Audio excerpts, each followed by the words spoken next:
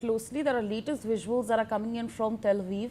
The Iranian embassy in South Africa has shared a video of strikes on Tel Aviv and pointed out how not all Iranian strikes were intercepted. Listen in to this visual that we've gotten.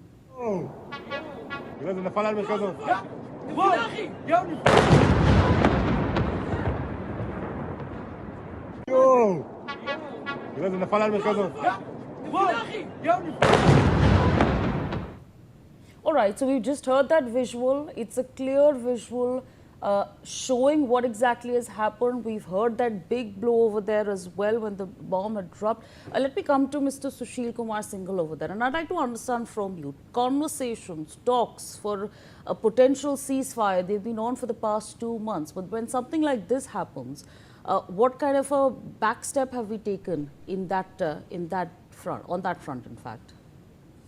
Well, this, as I was saying, that right now the talks are stopped because of the incompatible demands on the both sides. President Trump, but it's a silver lining what I see.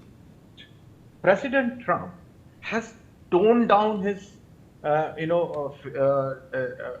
himself and talking about the peace all the time, despite this escalation which has taken place in the last 24 hours. What he is urging both sides to keep calm and urging Israel not to retaliate. And Israel also have indicated that they will not take further action. Whether it will happen or not, it's again question mark.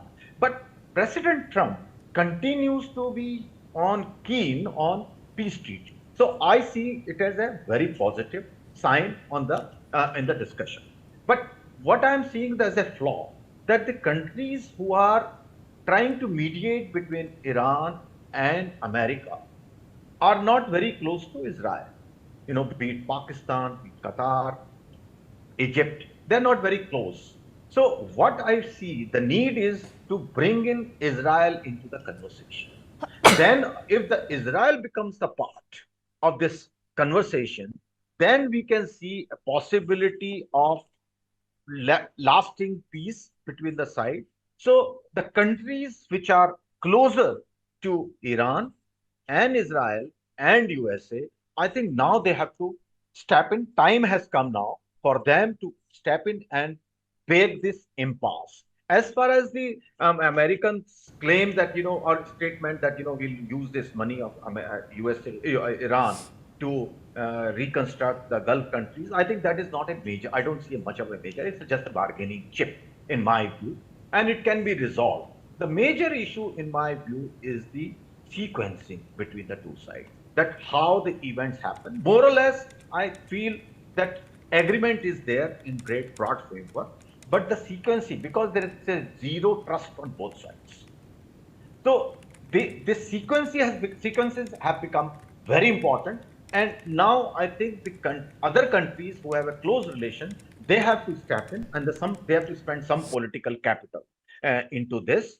Iran has already indicated that it needs a security guarantee from the other countries that it will not be attacked. So the opening is already there. Now I think the time has come again. I will repeat that they need to step in to close this gap and make sure that this peace agreement is fructified. Is something like what happened in 2015. I see that kind of possibilities when all these countries are part of that. Thank you.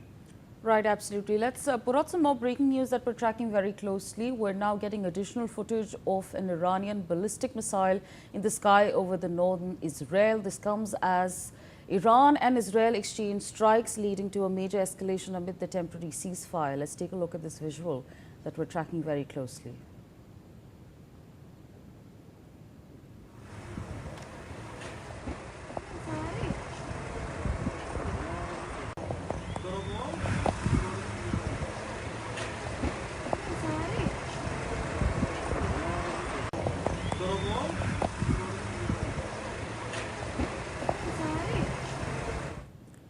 All right, so that's the visual that we were tracking. Let's put out some more information on our screens.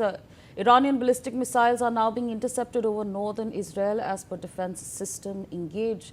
Incoming projectiles, the interceptions come amid heightened tensions and ongoing exchange of strikes in the region, with multiple Missiles reportedly tracked and neutralized in the airspace. Take a listen.